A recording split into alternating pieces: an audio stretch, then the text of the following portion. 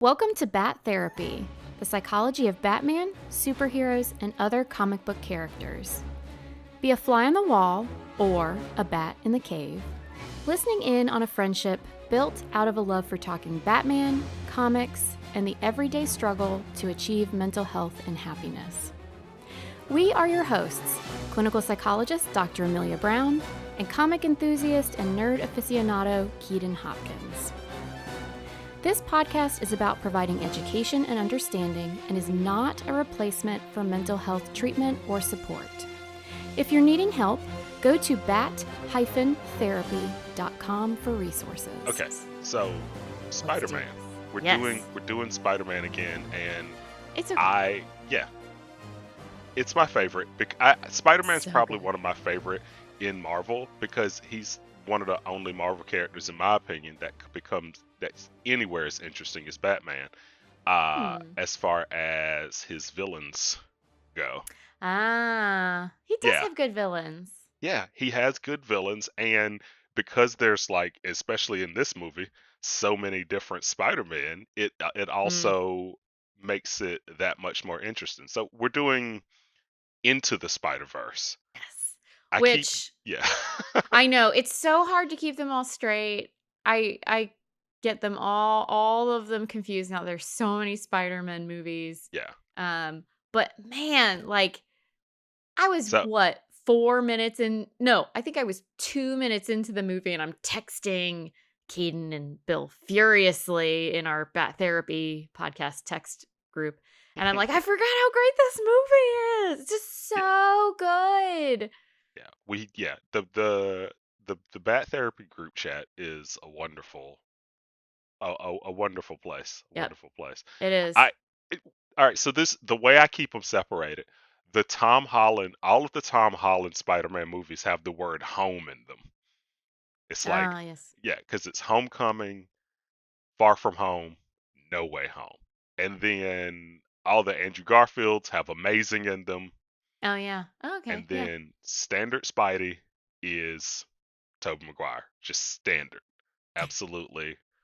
Spider-Man, Spider-Man 2, Spider-Man 3. That's it. Yep. That's all you need. And then this is new, Into the Spider-Verse, and I keep Mhm. getting it mixed up because I think the new one coming out this year is Across the Yeah. Spider-Verse. And so the minute I heard Across the Spider-Verse, I accidentally kept calling the first one that. So it's Into the Spider-Verse. If we say it wrong at any point, oops. Yeah. Yeah. Oh well. Oh well.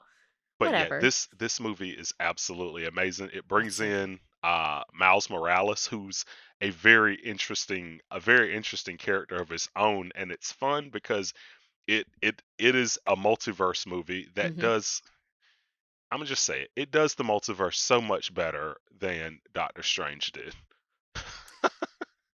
Yeah. You Yeah. definitely got more of a feel for a multiverse than Yeah. you did with Doctor Strange. It, They dropped the yeah. ball with that part of that movie. I'm I would still agree. upset about it. I'm still upset about it. I haven't been You, I Keaton, haven't holding a yeah. grudge about a movie that doesn't matter to your I life? I would never expect that. Okay. Okay. So I have my issues, and It's fine.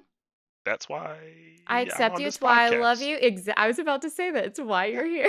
Yeah. That's why I'm here to get fixed. Get No, fixed. you're here so you can entertain people with your stubborn That's right. anger Yes. toward There's the movies. disclaimer. This is not a replacement for mental health. We Whenever are I gonna listen to the let Keaton episodes, I stay skip that. broken. I skip that part. I skip that part because I'm like, it's a fix. It's totally a fix, right? But Provides information, suggestions, things that yeah, you can use, but yeah. yeah, Sorry, Keaton, we're not fixing you here. But yeah, it's such a good movie. yeah. The vibe, the just the approach to how they drew the movie, all the music. I forgot how awesome the music Oh yeah, was interplayed into The it. soundtrack is So excellent. good. Yeah, I love the score Mhm. and the soundtrack. The soundtrack's extremely So good. it's a perfect road trip listen. If you haven't Mm. yet, definitely hit up the Into the Spider-Verse soundtrack. It's there every song's a banger. I absolutely love it. But Miles Morales is such an interesting character because he is a fish out of water in several different ways in this Yes. movie, because he's at a new school, Mm-hmm. and he's the new Spider-Man. Like, Mm-hmm. he's all over the place, and he never has a chance. He definitely needs some so he definitely could use some mindfulness, right? Because his Mm-hmm. world is constantly just going. Yeah, his world is going, going, going. There's a lot of changes that he's dealing with. And not only that, but there's a lot of pressure on him. Yeah. Cuz there's the pressure of he's going to this new essentially like a charter school to Hmm. live up to his potential, and his dad's a cop, and I mean he seems like a really really great person, but cops, preachers, kids, like all, like there are certain occupations Yeah. that if your parent is that occupation, and by the way some people think the same of psychologists, I'm not saying that we're not one of them, but certain occupations for parents can sometimes add added pressure to things, Yeah. like being the cop's son at the school might be an added pressure. Not to mention that he meets all of these other spider people. Well, not that's not even the right spider. They're not all people. I Spider don't know, but folk. spider folk. I'm gonna say spider folk. There you Just, go. yeah, because So we he got meets a all these pig, spider folk. Yeah, because there's the pig in there and the robot and the robot, right? Oh god, it's such a fun so movie. it's so good. But yeah, I mean, and he's under a lot of pressure with them to be able to perform right when he gets his powers. And they understandably so have don't have much faith in him because it's a really complicated to learn your powers. Well, also too, the pressure's on him even more because, and they don't know this, but the Spider-Man, the Peter Parker that was in his world, he just seemed Mhm. perfect. Yeah. He just seemed absolutely perfect, right? He put out a Christmas album and everyone loved him, and he just And he had a died great saving relationship with people. MJ. Right. Yep. It just Yep. he was just the best, right? Yeah. He So was just, he is the best. He's essentially like died in these catastrophic circumstances. So there's almost like this martyrdom. He died to save us all. Like, yeah, how do you live up to that? yeah. Yeah, and he's so stressed out, and like honestly his biggest outlet is hanging out with his uncle that gets it and constantly is just like, "Miles, you're cool, man. Like, it's going to be okay. You're going to figure this out." Graffiti this And wall. right. Yeah. Yeah, and like, yeah, and it's his uncle's there for him, and more so. And it's really interesting cuz I think that happens a lot with people. Sometimes their parents might not be the people they can go to Mm, even at a young age. Their parents aren't the ones they can go to when it comes to venting or when it comes to stress. But they're still adult figures that they're constantly able to reach out to, whether it's a mentor or yep. a youth pastor or a teacher or a coach. Yep. There's always someone you can reach out to, because honestly, a lot of the stress that they have might just be coming from home. Yeah. And the thing is that you can see it's a very loving family. Absolutely. I think there can be this misconception that if a person is feeling really stressed or is under a lot of pressure, or even if they're seemingly crumbling under that pressure at Yeah. times, that someone's out there doing something wrong. His parents don't seem to be doing anything wrong. They actually seem to be very understanding and caring, and yeah, holding him to some pretty high standards, but nothing, it doesn't seem like anything that he can't handle. But you're right. He does have his uncle in particular that he relies on. And then later, Peter Parker, because of the Hmm. superpowers, obviously. And that doesn't necessarily mean that there's anything wrong with his parents and what they're doing. It's just that you're right.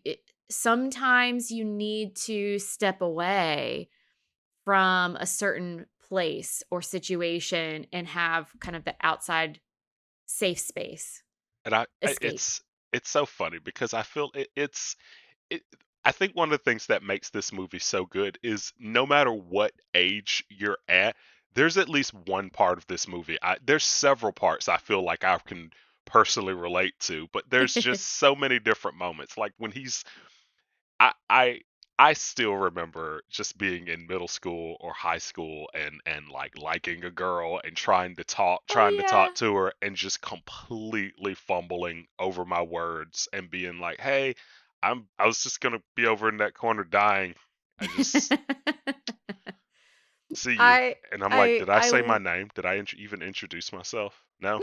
I'm still gonna go to the corner and die. It's fine." I love his uncle trying to teach him how to like put a hand on the arm and be like, "Hey." It's so horrible. I'm like, because I'm sitting there listening to it, and I'm like, no, do not invade her personal space. Don't do that. Just say hi. Don't touch her. Don't touch her at all. Like, I sit there, I'm like, no, don't listen to your uncle. And saying hey in a suddenly deep voice is probably the creepiest thing you could possibly do while reaching out and just slowly touching their arm. Like, no, don't do that.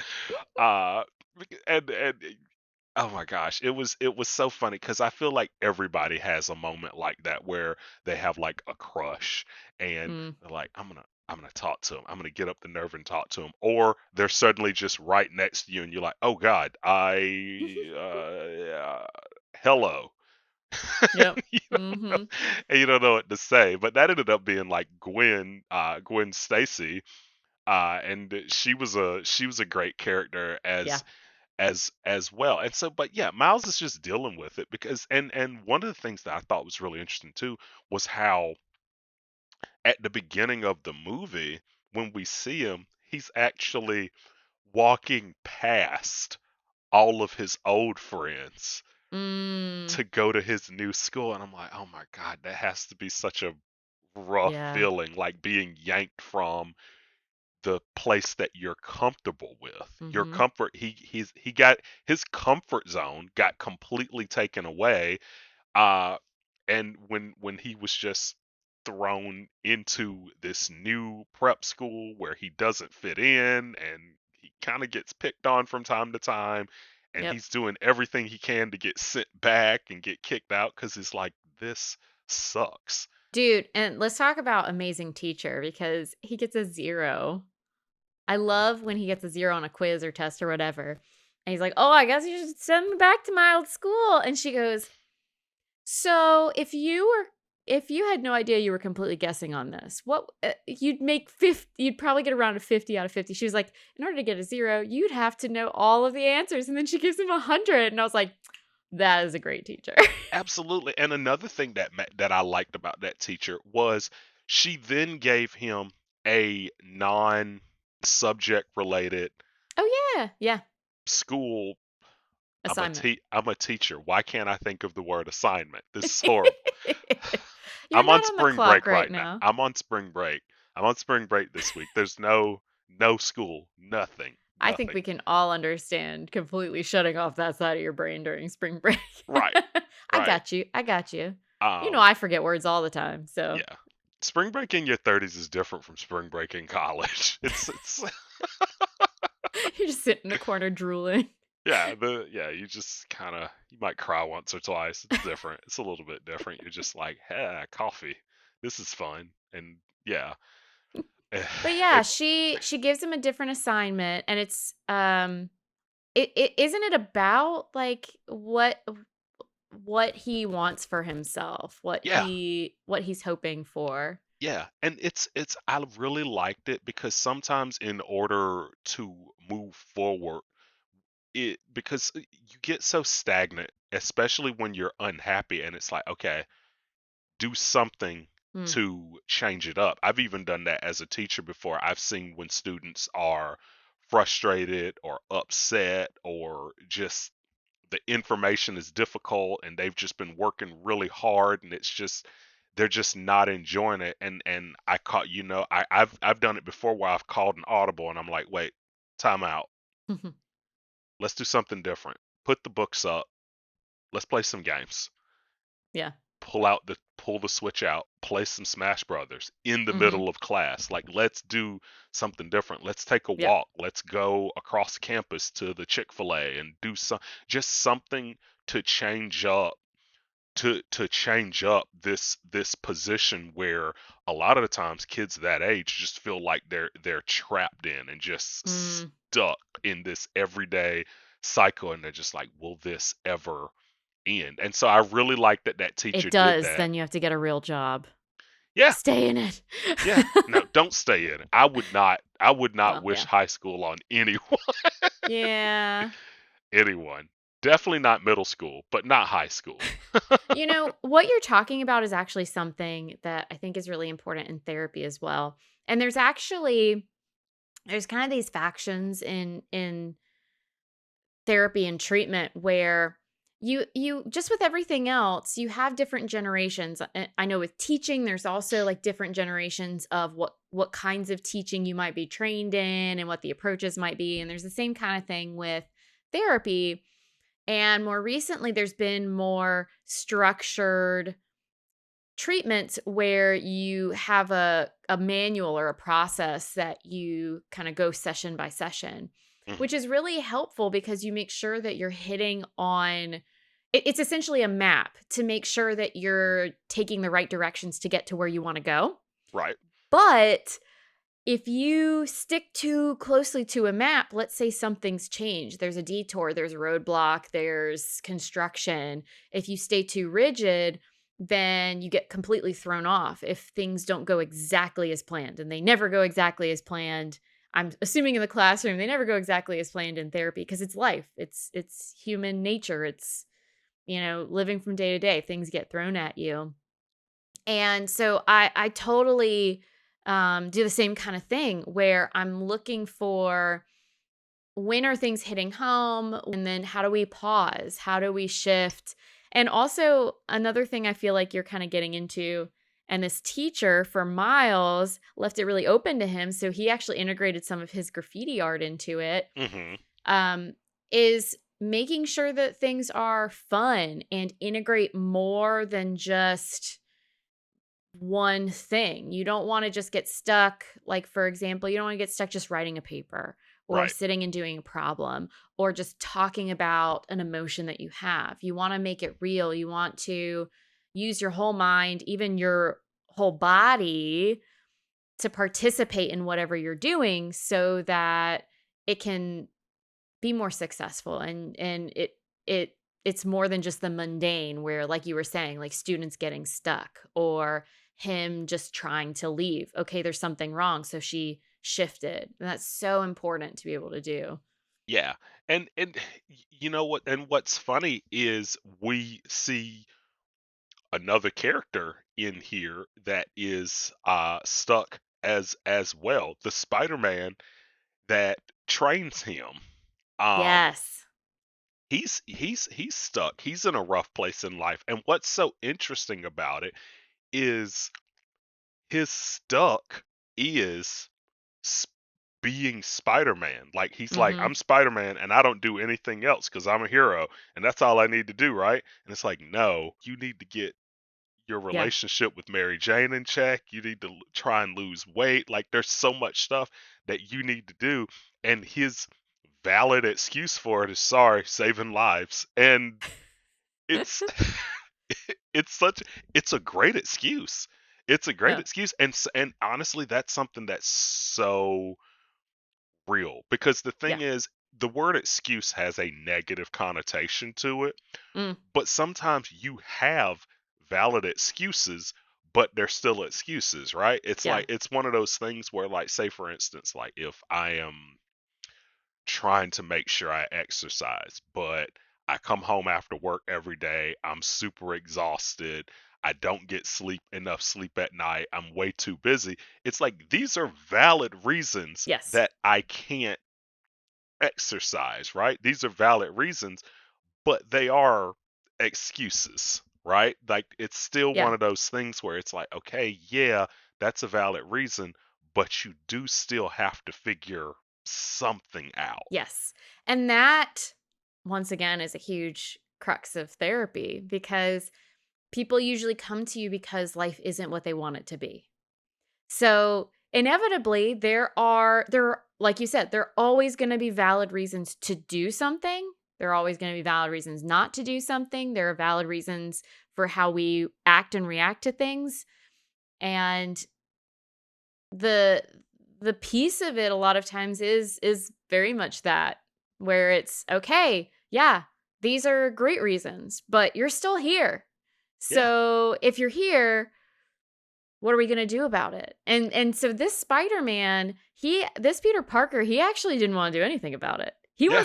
He didn't choose to go somewhere and people choose to go to therapy for one reason or another. They might feel forced by other people sometimes, but all in all, a person chooses to go there. He didn't choose. He got plopped into another universe, Yeah. into another multiverse, and then had to figure it out. So he was actually forced to face the fact that he's making all these excuses, and then had to decide from there, okay, well, am I just going to be the great excuse Spider-Man, or am I going to do something about it? And he Right. slowly shifts his perspective. He slowly shifts, but even at the end, it's like Miles has to kick him back there. And it's so Yep. great. It's such a great scene because it's this really cool moment where it's like Miles truly just embraces Mm-hmm. his being Spider-Man, and he one-ups the guy Yeah. that's been like training him, and he's like sitting there and he's like, dude, you gotta go home. Because Mm-hmm. even then, like that Spider-Man that had trained him, he's trying his best, like, I'll make the sacrifice, I'll do it, Mm-hmm. I'll do this, I'll do, and he's like, no, I see through you. I know what you're doing. You're trying to do everything except face. Yes. You're trying to Isn't do that everything amazing? except face up to it. Isn't that amazing how much effort and energy that we can put into avoiding something we Oh really yeah. don't want to face for one reason or another? Oh yeah. Whether we Absolutely. don't think that we are capable, whether we think it will feel terrible, whether we're afraid of what comes after that point. There are so many reasons that might go along with why we're sidestepping, avoiding whatever it is. But Mhm. it's amazing how much energy, and that's the thing is that um some things aren't that hard to avoid, but if it's something, well, I mean, like he's avoiding a big major component of his life, Yeah. and it's making him miserable. But he tries so hard not to have to face it, that you're right. He literally has to get booted back Yeah. in order to resolve it. Yeah. And what's interesting is all of the different spider folk that we meet all still have that common Mm, motif of they lost someone close to them yep. and they became a hero because of it.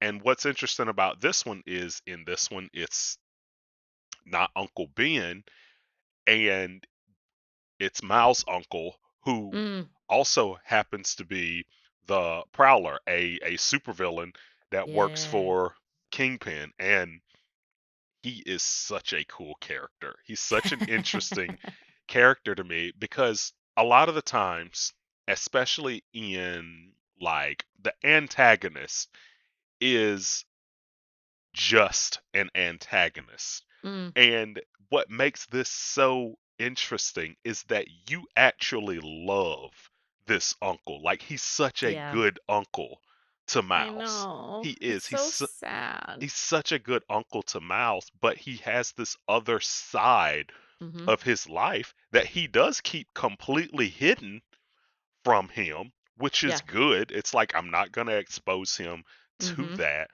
but he is not the person that we knew. But what's interesting about that is when I was like taking notes, like getting ready for the movie, I'm like, he's not the person that we thought we knew, but at the same time, I'm like, but he is. Yeah. Like he's still a great uncle. Mm-hmm. He just his profession Mm-hmm. isn't the best. Well, and there can be a lot of things that go into the profession. Um, he I mean, they definitely suggest he kills people. So, Right. I mean, it's not that he just like Yeah. steals stuff. I Right. think It's most, if not all of bad. us, can agree killing's worse than like theft. Oh yeah. but theft of life versus theft of Theft of things kind of thing. life. Yeah. It's all But theft. But you're right, where once again, and I think that comics and movies and everything just in general, they're doing more and more of this nowadays about adding layers to characters. And I agree with you. I love how they take his character and we see him like Miles sees him. We get these little hints, his dad makes a few little quips that Miles doesn't pay attention to because he's, a preteen or young teenager and his dad's saying it. But we as the audience, we get those little snippets where he's like suggesting the uncle isn't on the up and up. Right. But overall, we follow along with Miles. And so we find out these things as Miles does about Yeah. his uncle. And we're sad. I mean, I was sad about his uncle dying, even though he kills people at the end. But Yeah. yeah, he's still his uncle. And Yeah. that's the thing is, and different people react to these sorts of things differently. Some people would just say, "You're not who I thought you were," and completely shut a person off. Right. And then other people will say, "Wait a minute. You're still my uncle, and yet you do these things." And it would be this there are different reactions people might have. But you're absolutely right. He's he's not a different character just because you find out he's a villain. Well, and you know what? The first thing it made me kind of think about is how, like, I have known people that have done bad things because they were addicted to something. Mm, yeah. Like, they've done bad things they were addicted to. As a matter of fact, I've had family members that have done Mm, bad things because they were addicted to something, but they were always extremely good to me, right? Like, mm, I have fond memories of them. I have respect for them. I mhm, love them. They are still my family. mhm. But they certainly did a lot of bad things because of Yeah. their not like their choices and their lifestyle, to the point where it wasn't really a choice anymore. It Yeah. was kind of just And what well, they and that's a had. really complicated thing. So, you're talking about the context with in which things happen. Right. So, things don't happen in a vacuum. All of these different factors lead to actions that a person takes. Right. And you can have varying levels of what we see of as people's level of morality or being quote unquote a good person. And once again, our brains, we've talked about this over and over again, but it's a major theme because it's so complicated. We just can't get around it. Life is too complicated to see things in black and white. Yeah. It's not as simple as good people do good things, bad people do bad things. Right. And you even hit on something too that I think is intriguing, and we don't get the answer from Miles's uncle. But I know I'm left questioning and wondering because he's so good to Miles. You wonder Hmm. why he's doing such bad things in another place. Right. But you hit on a good point that um, even within the context of things, there's the question of what is truly a person's choice. Right. So, what do they have control over versus not? The ever ending question of when does a person's brain chemistry come into play? When is it their responsibility and some that is their character that we blame the person for versus we blame the brain for? Yeah. But we always seem to find the need to blame something for these bad actions or not so great actions that happen. But yeah, I mean, it's complicated. And I mean, I'm kind of hoping in the next movie we see a little bit of how Miles is reacting to his uncle's death. Yeah. Um, Yeah. Because it but happens. It oh, happens it happens so fast. quick.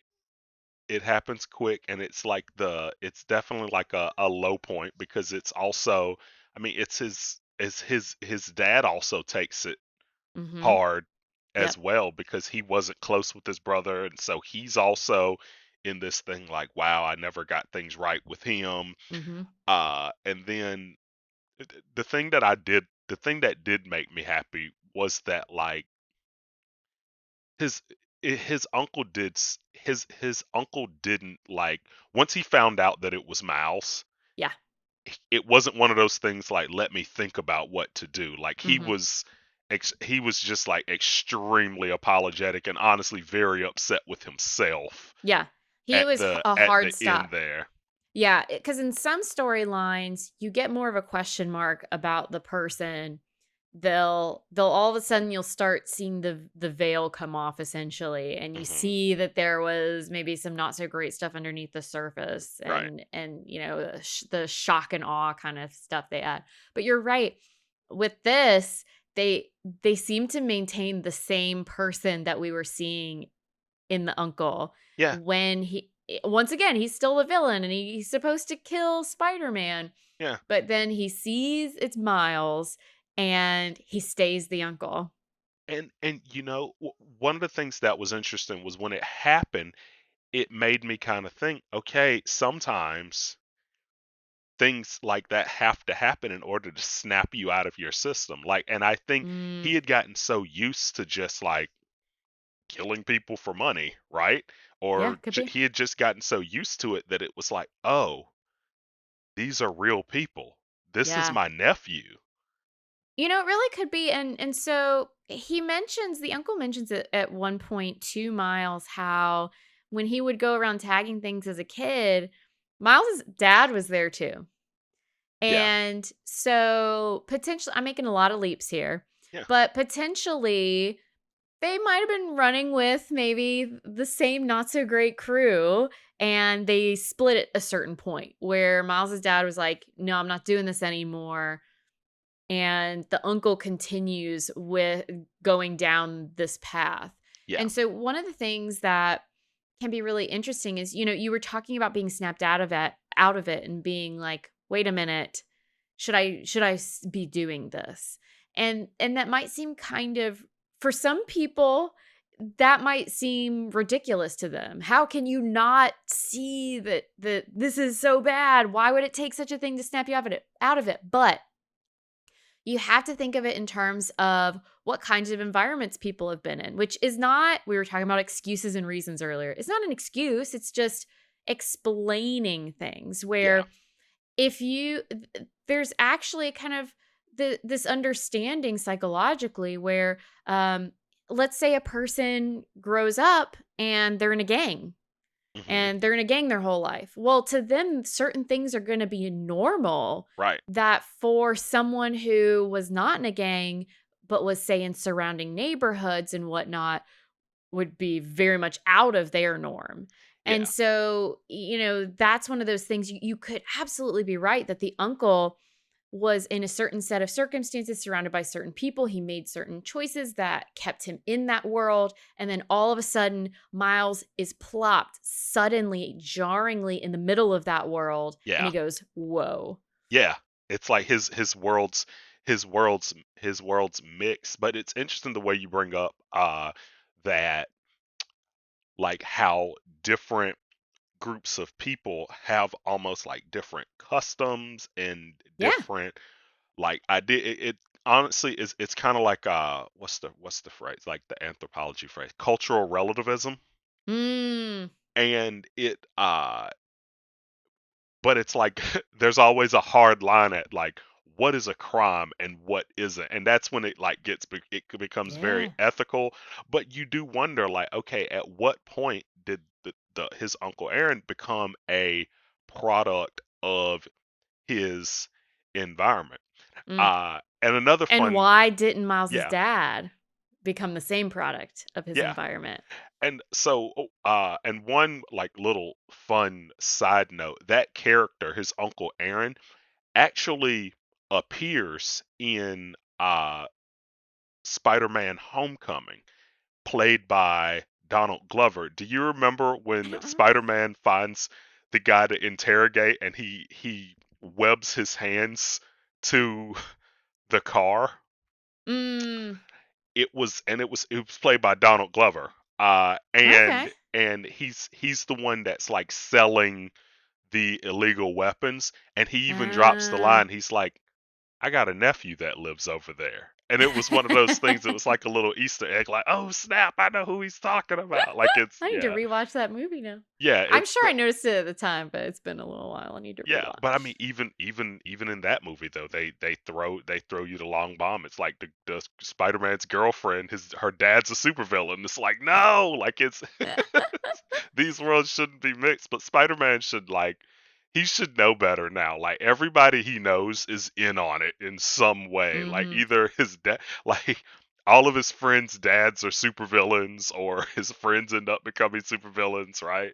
And so that's the thing, is that I liked how, and I know you talked about really liking the villains with Spider-Man, and that being one of the reasons that he's one of your favorites from Marvel. I like with this how they have the twist, but they don't go super villain. Like, you think with super villain, you think of someone who is going to do what's in their best interest no matter what.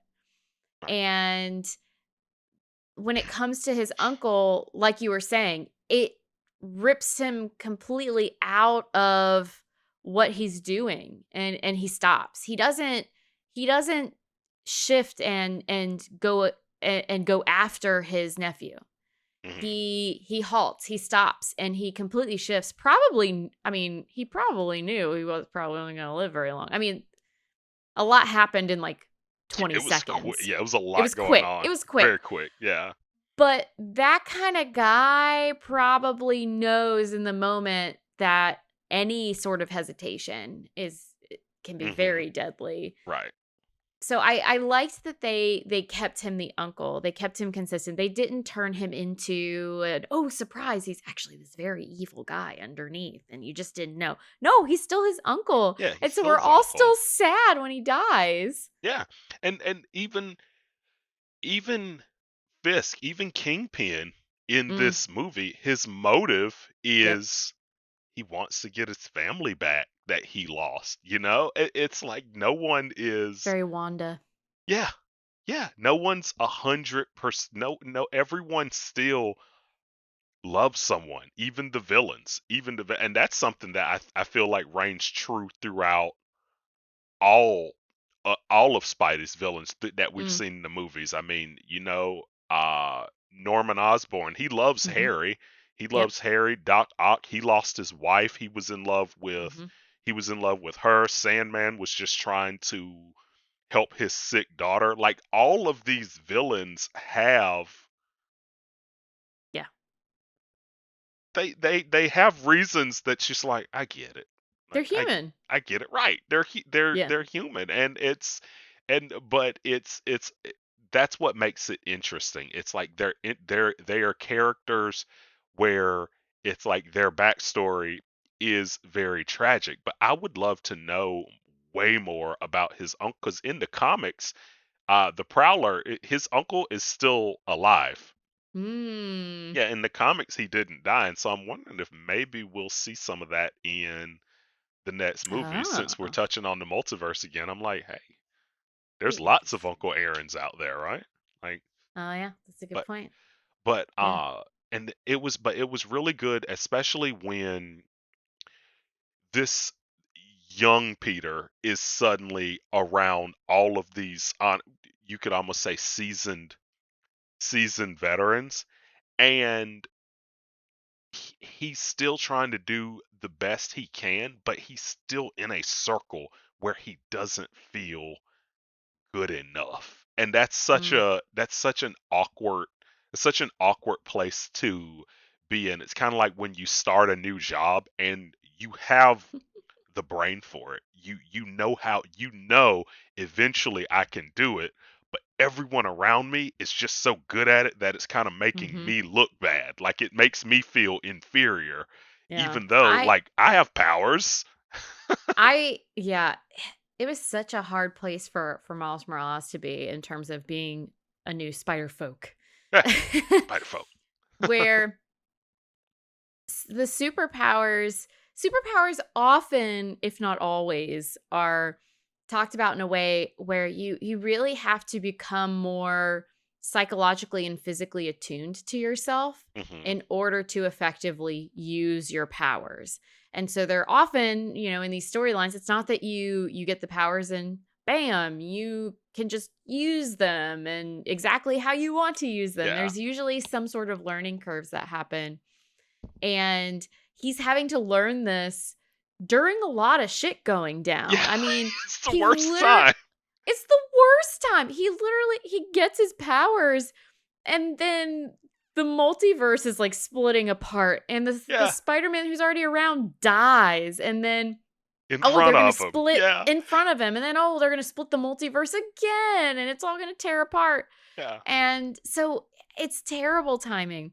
Yeah. And so he's trying to learn on a very tight schedule, Yeah. essentially, how to use his superpowers on command, become more attuned to himself in a way that he can use. I mean, he's got like some fight or flight response invisibility, which is really Yeah. cool. He's got the like sticking to the walls and ceiling. And Electricity. Yeah. All oh yeah, kinds of the stuff. electricity.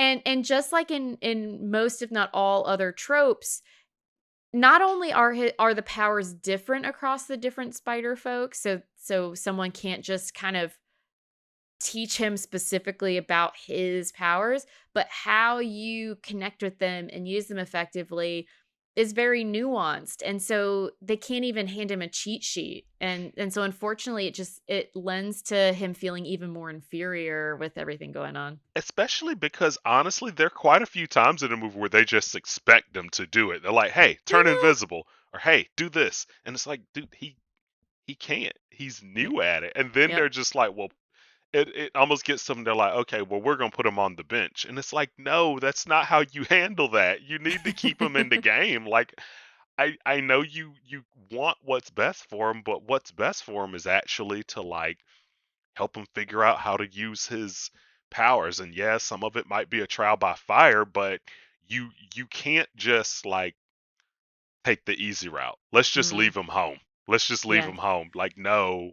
That's a fair point cuz for me I really got where they were coming from because there were big stakes, some really important stuff happening, also very dangerous, Yeah. so they're trying to keep his best interests in mind, but also they don't want to, they don't want to have someone around who might mess up what's going on because they really need to succeed. But you're actually pulling at my therapist's heartstrings, is what you're talking about, where, yeah, you have to be careful because sometimes we want to help someone by putting on training wheels Right. and or like you were saying, nope, you got to stay home, or nope, that's not for you yet. You're not ready for it. And we have to be really careful because there's definitely such a thing as asking too much. Like you were saying, why are you asking him to just do these things on command? He just got his powers.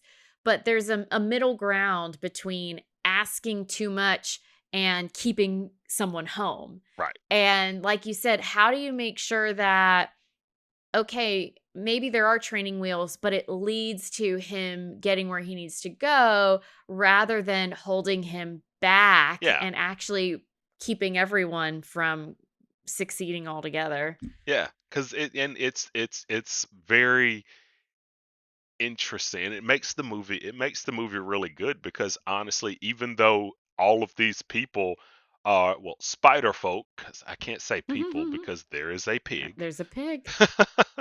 They're all essentially possible mentors for him, but at the end of the day, it's still him that has to make the decision. Like, Mm, I have to do this. yep. I have Yeah. to. I got to do it because if it's up to them, this is never gonna happen. And Well, so, and I guess too, if it's up to them, and they I were have on a to clock. wait. They were on a clock. And at the same time, if you're waiting, well, what were we talking about earlier? There's always an excuse. There's always a reason. There's always a reason not to do things or Right. to do things in a certain way. And so for him, and I mean, here's the thing. I mean, he could have really futzed it up. Let's say he can't get his powers working and it makes everything fall apart, which, this wasn't that kind of movie, fortunately. But, Right. there's such a thing as going at something too quickly, but yeah, he was held back quite a bit because of the circumstances, and yeah, that would be tough. One of the things that gave me a laugh that kind of connects to what we're talking about is what were they doing? So Peter Parker and Miles Morales steal the computer or the data or information or Yes. whatever from Doc Ock. And so I think Peter is trying to get him to use webbing to swing through the trees to get away. I think is what he's like, "Oh, well, I don't know how to do that." And he says something along the lines of like, "Well, the best time to learn is during intense life-threatening pressure." Right. And obviously he's being sarcastic. Yeah. But it just gave me a laugh because, oh my god, that is not the best set of It's the circumstances. opposite. What's It's It's the the opposite. opposite. And so there's a sweet spot. And ideally you don't have the intense life-threatening pressure, which unfortunately is the only kind of pressure available throughout the whole movie. That's Yeah. all Miles has is the intense life-threatening pressure. And everyone else understandably recognizes you're trying to learn something incredibly complex that this is not the best timing for.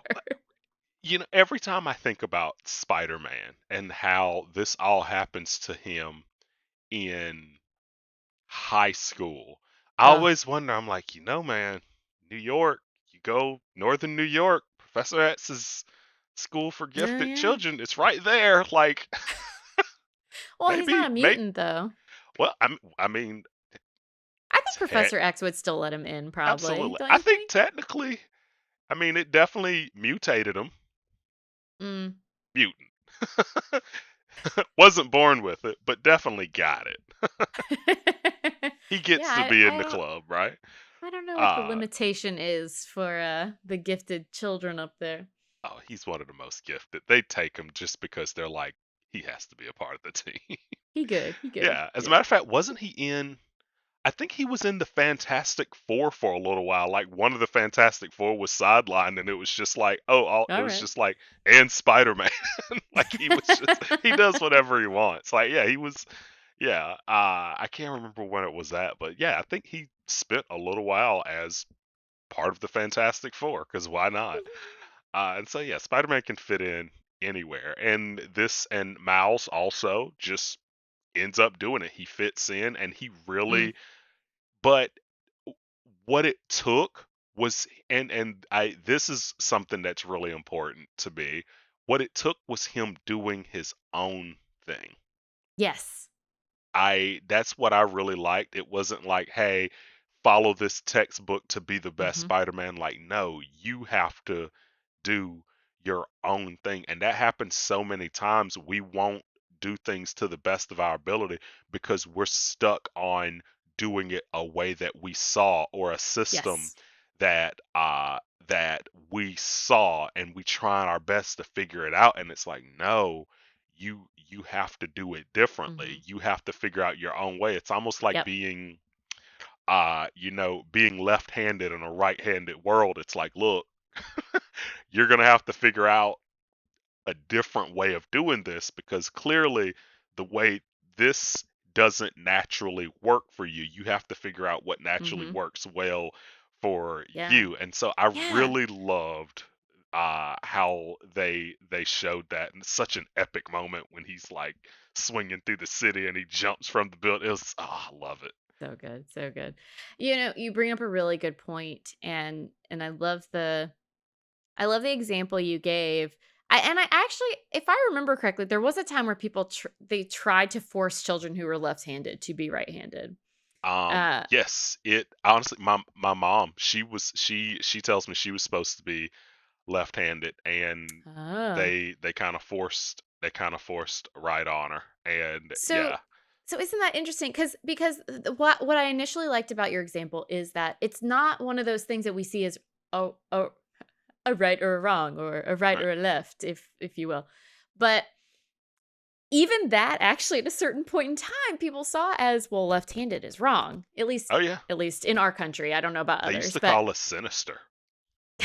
I'm lefty, by the way. oh, Yeah, that's why I nice. said us. They used to call us sinister. So it's so interesting because yeah, for some reason, we'll automatically put things into the right pile or the wrong pile. Oh, this is how you do it correctly. This is how you do it incorrectly. If you don't do it this way, there's something wrong with you, Right. or you're bad, or there's something missing, or da da da. But absolutely, there are many, and in fact, I would argue most circumstances where a lot of times you're right. The struggle is trying to do things the way you think is expected or it's quote unquote supposed to be. Because yeah, there's so much range of variability in what may work for a person and what people may need for themselves. And so not getting stuck in, okay, how do I be just like these other spider folk? But Yeah. how do I be me as a spider person or a spider Yeah. folk? It reminds me, bringing up my mom again. This is something she passed down to me.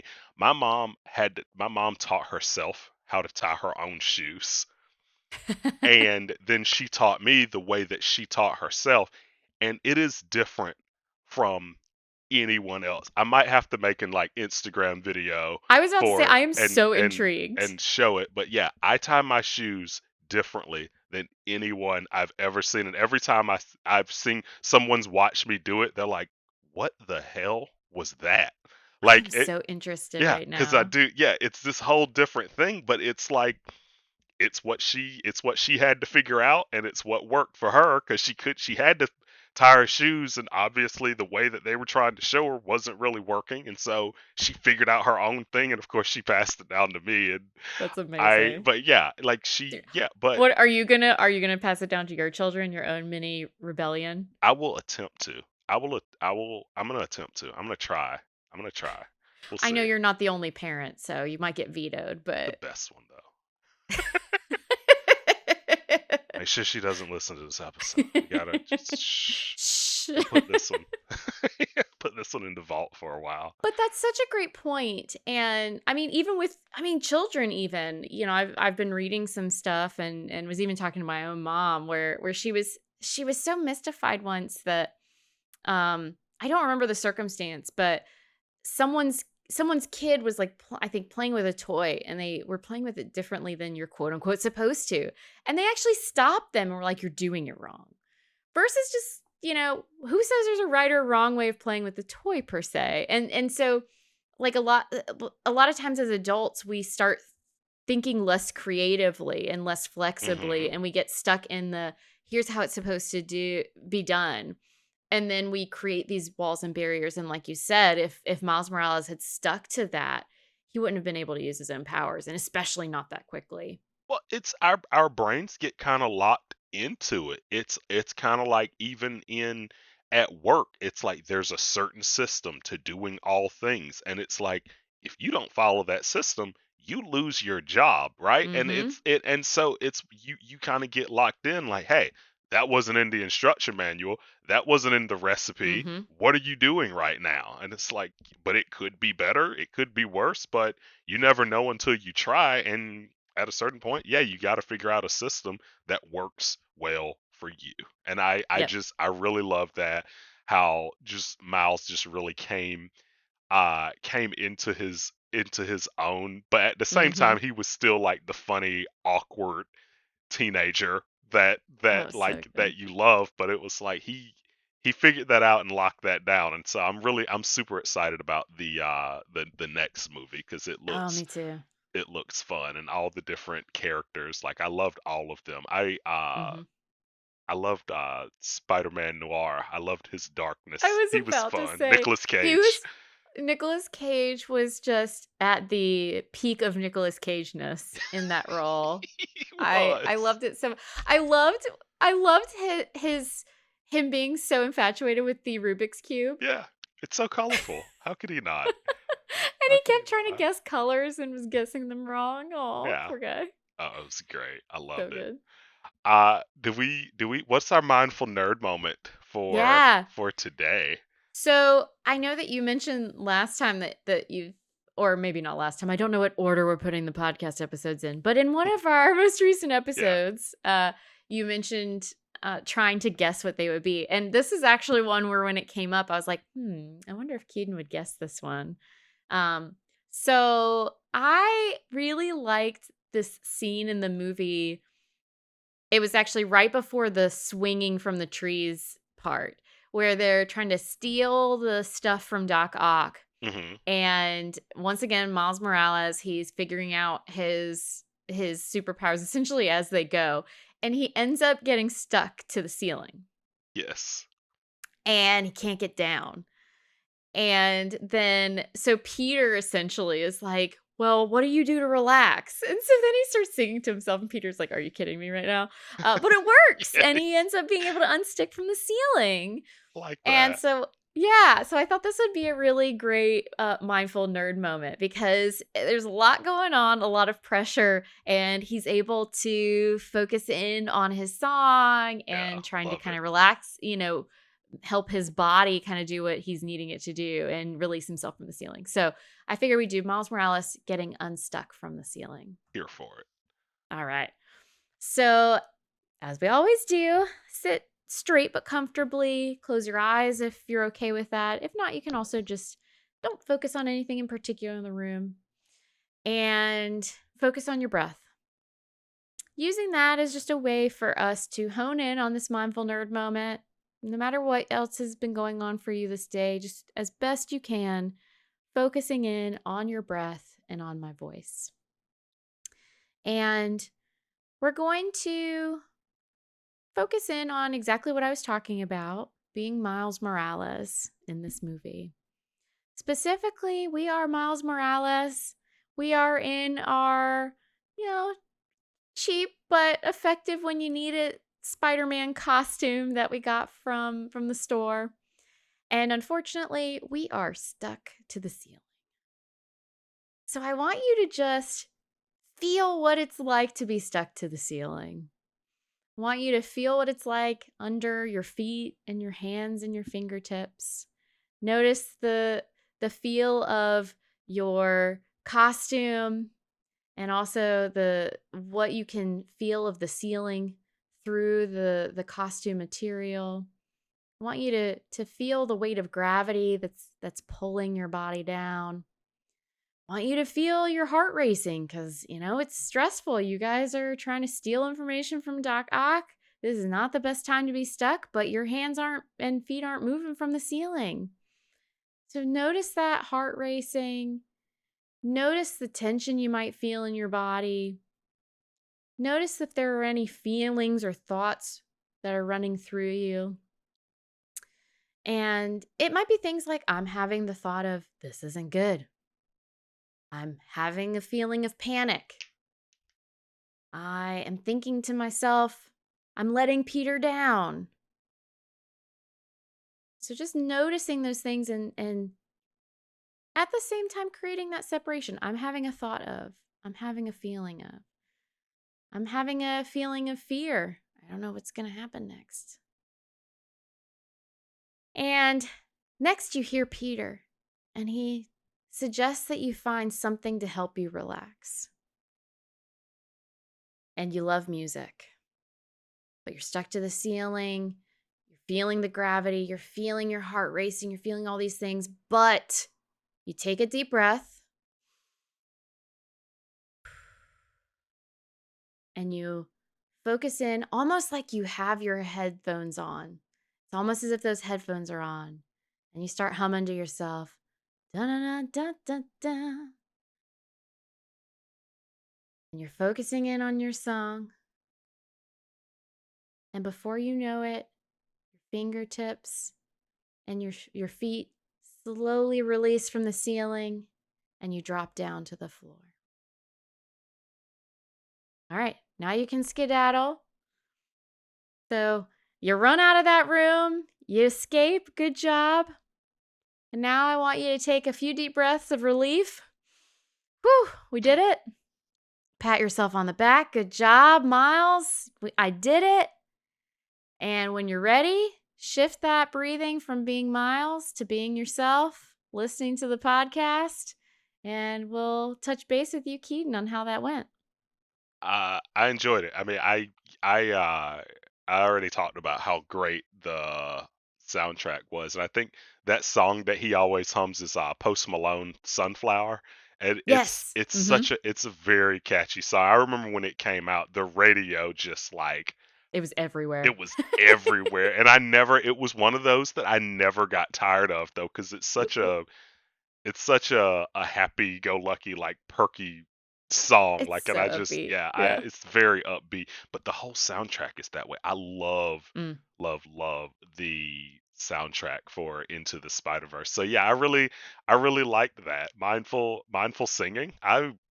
That's a good one. That's a really good one because, oh gosh, the number of times I put on music to relax or just to like slow my mind down in just Mhm. enough of a fashion that I can try and concentrate on one thing. So a lot of the times if I'm listening to music and I'm trying to like relax, I'll listen to something that like either I'm trying to completely take my mind off of something, so I'll listen Mm. to like a song I really like, or if I'm trying to concentrate on one particular thing, I'll put on something without words. Yeah. That Mhm. way it's like it's not it's enough that my mind isn't completely quiet, but it Yes. also isn't completely taking me away from like the paper I'm typing or Mhm. the work that I'm studying or the grading I'm doing. And so yeah, I really liked that. I think that one really comes in handy. I Nice. like that. And I love this movie, Spider-Man. Thanks for nerding out with us. I'm clinical psychologist Dr. Amelia Brown. Find me on social media at Crafting the Mind. And I'm comic enthusiast and professional nerd Keaton Hopkins. Check out my TV and movie reviews on YouTube at Team JBS. Check out our website at bat-therapy.com, our Bat Therapy YouTube channel, and follow us on social media. See you next week, same bat time, same bat channel.